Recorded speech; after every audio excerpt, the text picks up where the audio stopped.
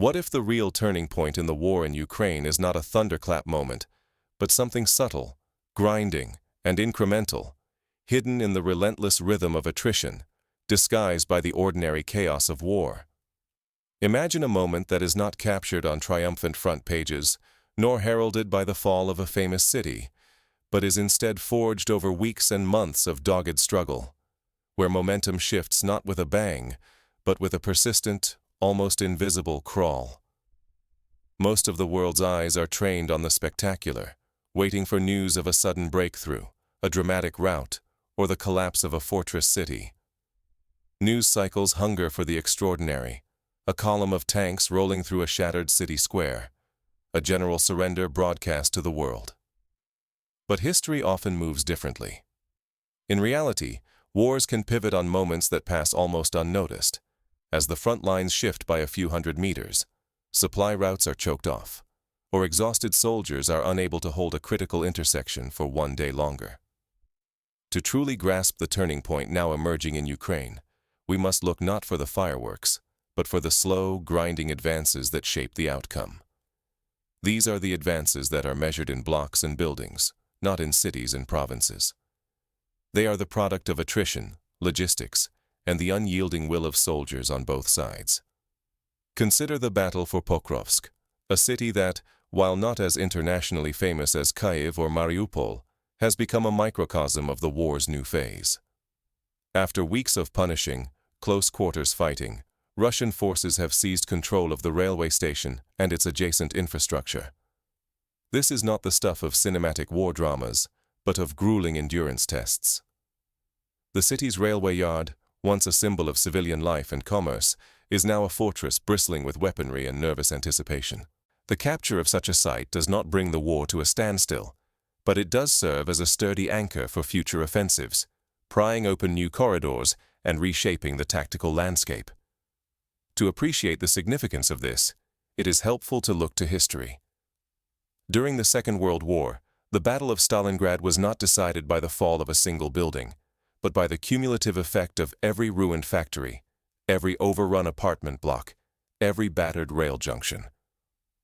The Red October steel factory, for instance, changed hands dozens of times, and each shift in control forced the other side to expend more resources and men. In Pokrovsk, as in Stalingrad, the war is not won or lost in a day, but in the slow, often unnoticed accumulation of small territorial gains and losses. Block by block, Russian troops have pushed forward, transforming each captured apartment building or office into a bastion. The locomotive depot is now a heavily fortified hub, a logistical heartbeat for the Russian advance. Imagine the daily grind: soldiers clearing warehouses, factories, and residential towers, rooting out defenders from every possible hiding place. Urban warfare is a chess game played on a three-dimensional board, with each move exposing new vulnerabilities and opportunities. For Ukrainian defenders, these incremental losses add up. Each building lost means another supply route threatened, another fallback position erased. They are forced to hold their lines under constant barrages, where even the briefest resupply run can be deadly. The pressure is relentless. Sometimes counterattacks reclaim a handful of meters. More often, they simply slow the adversary's progress, never quite reversing it. This is a brutal contest of endurance, where logistics, the ability to feed, supply, and reinforce units, matter as much as firepower. The famous military theorist Karl von Clausewitz once said that war is an act of force to compel the enemy to do our will. In modern urban warfare, that force is as much logistical as it is kinetic. To visualize the stakes, consider a scenario. A Ukrainian platoon is tasked with holding a railway intersection on the outskirts of Pokrovsk. Their ammunition is running low, and drones constantly circle overhead. A convoy of food and bullets attempts to reach them, but is spotted by a Russian drone and obliterated by precision artillery. The defenders, isolated and exhausted, must decide whether to hold out or risk annihilation. Multiply this scenario by dozens of intersections, and you have a portrait of the grinding attrition that defines the front. Yet, the fighting in Pokrovsk is only one piece of a broader strategic puzzle. As lines harden and positions are fortified, the war's tempo is increasingly set by supply lines and communication corridors. A single blocked road or destroyed bridge can determine the fate of an entire sector. In the Second World War, the German Wehrmacht's defeat at Stalingrad was sealed when supply routes were cut and the Sixth Army was encircled. In Ukraine, the constant threat to supply lines, whether from drones, artillery, or sabotage, makes every logistical operation a high-stakes gamble. Let's consider a broader historical parallel. In the Korean War, the Battle of Seoul was fought over control of key bridges and transport hubs. The city changed hands 4 times, each time through slow, bloody advances. The ultimate victor was not the side that struck first, but the side that could sustain its effort, moving supplies, maintaining cohesion, and enduring the daily grind of combat. Returning to Ukraine, the struggle for Pokrovsk echoes these lessons. Russian forces now occupy the railway station, the locomotive depot, and a network of office blocks. Each strongpoint becomes a launchpad for further advances, but also a target for Ukrainian counterattacks. The city's labyrinthine layout amplifies the chaos, with snipers, booby traps, and hidden defenders lurking in every shadow.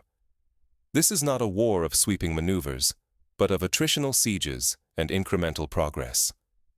The urban battlefield magnifies every hardship. Drones hover constantly, seeking targets and coordinating artillery strikes.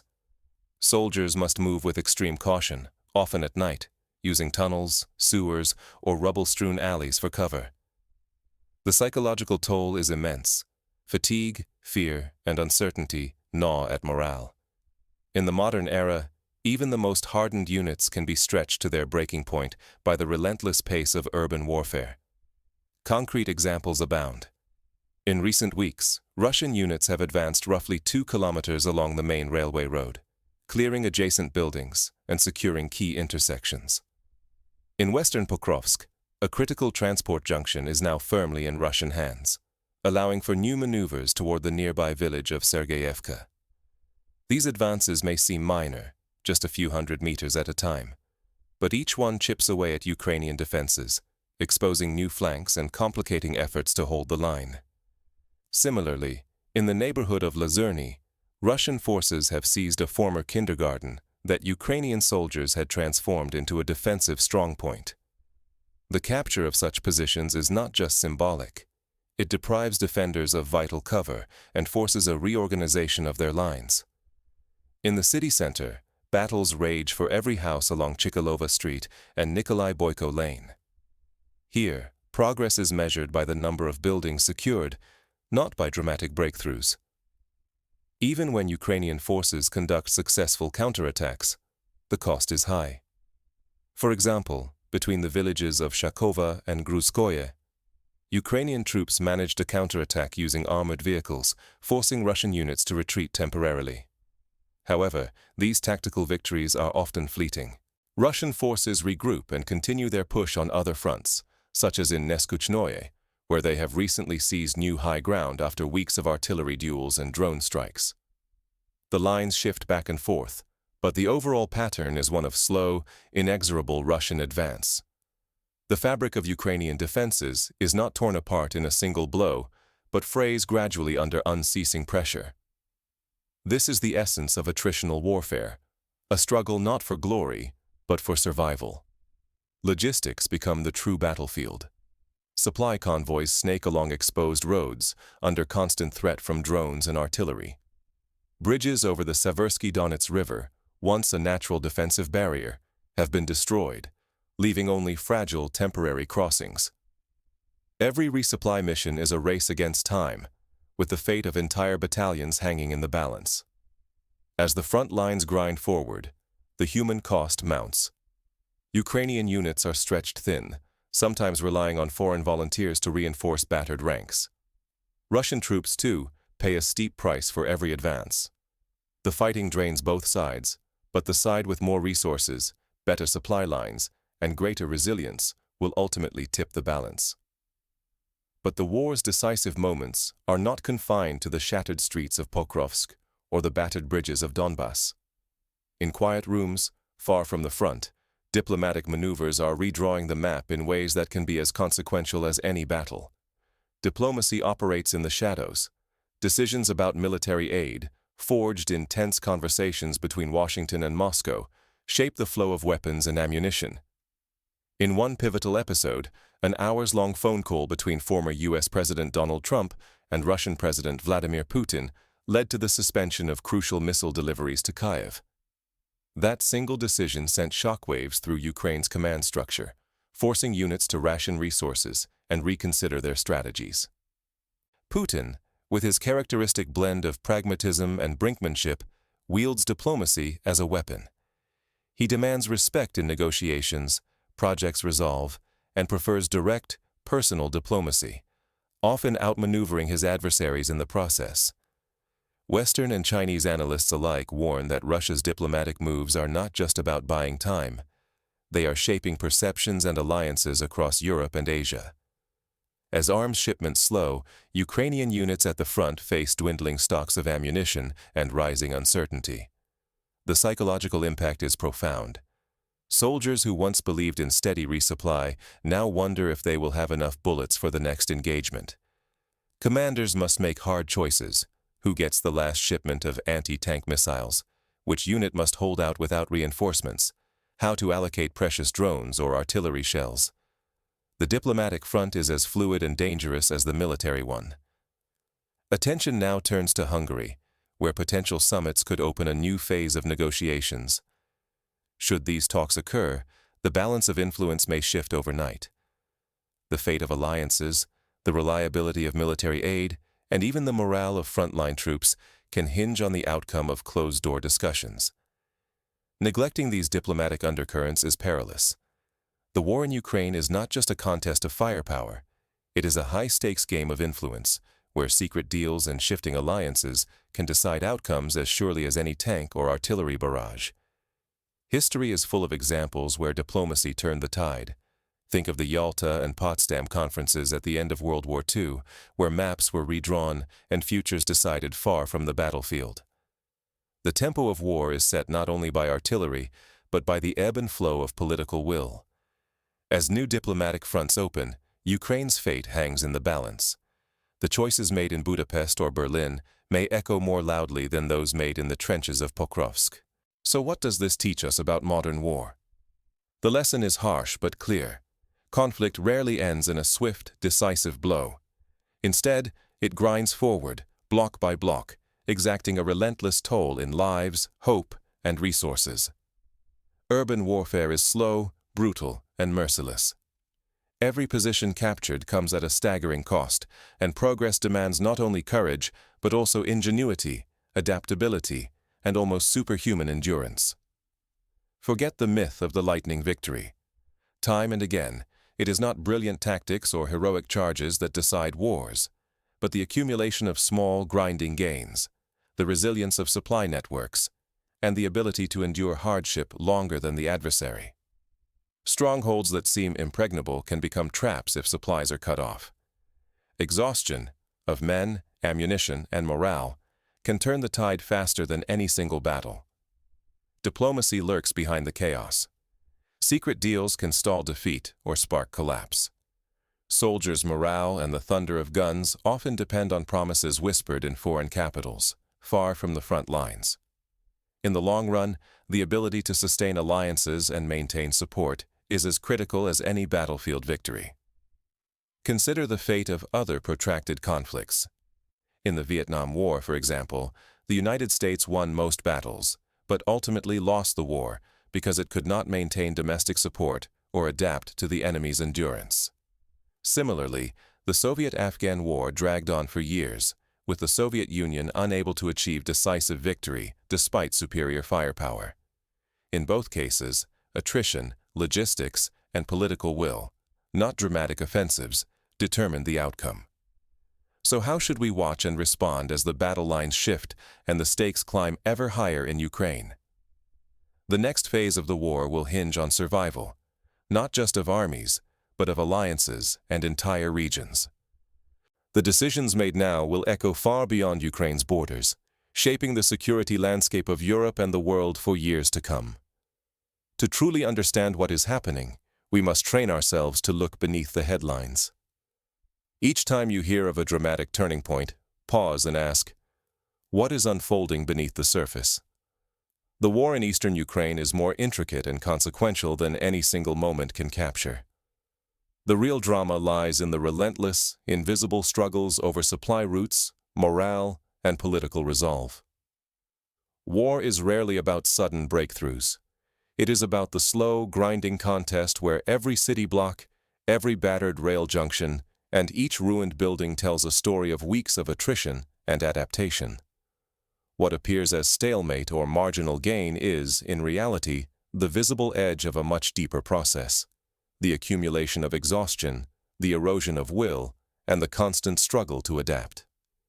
If we judge only by daily advances or retreats, we miss the deeper currents shaping the outcome. The fate of entire regions, the reliability of alliances, and the ultimate cost in lives and resources are determined in these relentless, unseen battles. The true shape of the conflict emerges not in headlines, but in the slow, methodical shifts that often pass unnoticed. Ignoring these deeper dynamics risks misunderstanding not only the war in Ukraine, but the very nature of modern conflict. The stakes extend far beyond Ukraine's borders. What happens here will ripple through international alliances, economies, and the global security order. The echoes of today's battles may not be fully heard for years, but they will shape the world we live in. So as the situation continues to evolve, challenge yourself to look beyond the surface. Ask, what hidden dynamics are at work? Whose resolve is being pushed to the brink? And what will remain when exhaustion finally overtakes one side? To truly understand war, we must see past the noise and recognize the relentless, often invisible changes that ultimately decide history. The story of Ukraine is being written not just in blood and fire, but in the slow, patient moves that determine the fate of nations. For those seeking practical steps to better comprehend these hidden inflection points, consider these actions. First, follow the logistics.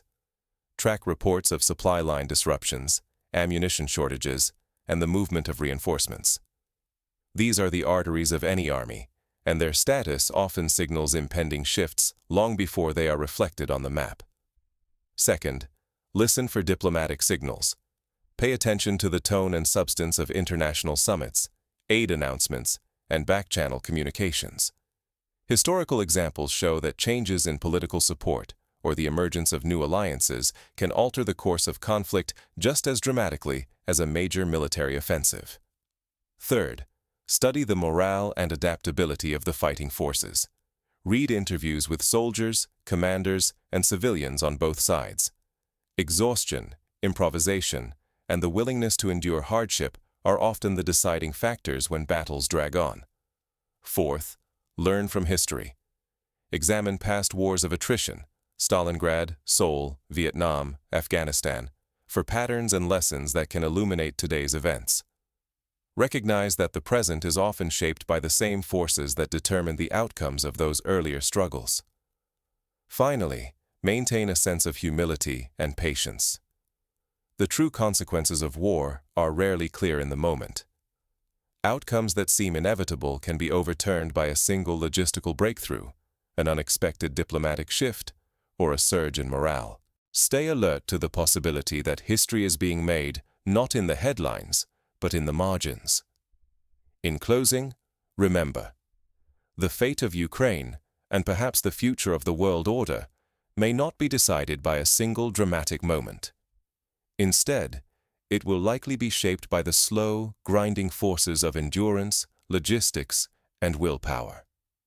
To understand this is to see war not as a spectacle, but as a relentless test of strength and resilience.